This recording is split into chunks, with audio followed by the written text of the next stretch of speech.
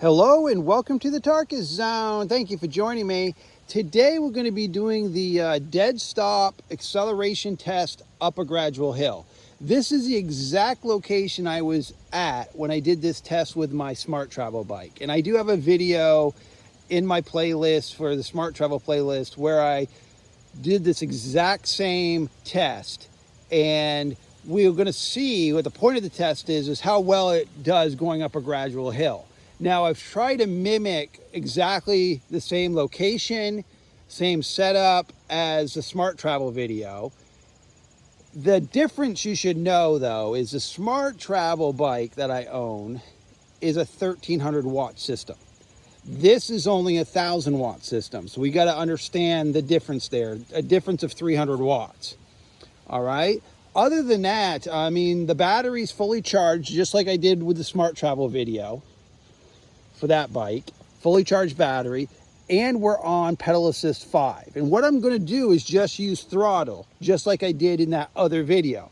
Just open up the throttle and see if it can get me to the top of the hill.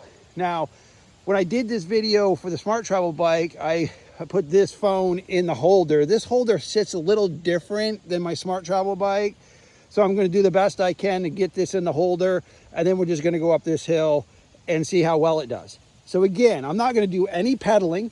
It's going to be total throttle. It's going to be on pedal assist 5, and we've got a full topped off battery. All right, so let me see if I can get this in the holder without driving my audience crazy. All right, just make sure I can get this thing in focus. All right, I am now on the bike. Let me just see if I can get the angle a little better. It's just that this phone holder sits a little different. I mean, I'm not a big budget studio, so I'm just doing this with what I've got. All right, so we're ready to go. I also wanted to point out that I'm at 299 miles on this bike, so I've put quite a bit of miles on this bike, and it's actually been going really well. I've been enjoying myself quite a bit on this bike. All right, so let's do it. All right. Again, I'm just throttling it.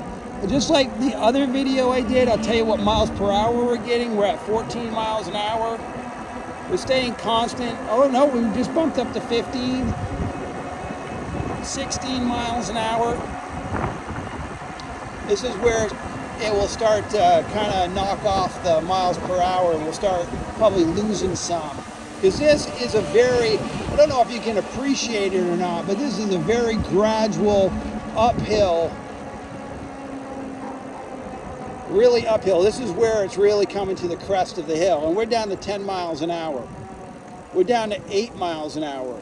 We're at 7 miles, 5 miles. Am I going to have to pedal? Am I going to have to put my foot down? I'm doing all right. I'm at 4 miles an hour. I'm cresting it. 5 miles, 6 miles. We're past the crest. There we go. Okay, good stuff. All right, so I know when I'm going to stop you here at the top of the hill.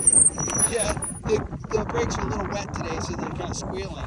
So that 300 watt difference does make a difference, because when we did this with the Smart Travel bike, we got at the top of that hill doing about 12 miles an hour. Here, this bike got down to 4 miles an hour. Now, obviously, I could have pedaled it and helped it get up the hill better. But the point is not to do that. Is to mimic the actual. There's got a car going by. To mimic exactly the same process that I did with the other bike, without having to help it. So we're just going to look at this hill again. I'm sorry that it's a little breezy today, and you're probably getting some wind in my speaker here. Again, not high production value here on my channel, just doing it with my phone. But there you go, folks. This is I say it's a pass. It got me up that hill. That's a ridiculous hill. We were at a dead stop. So there you go, folks. It got up the hill without me needing to help it. All right, well, thank you for joining me.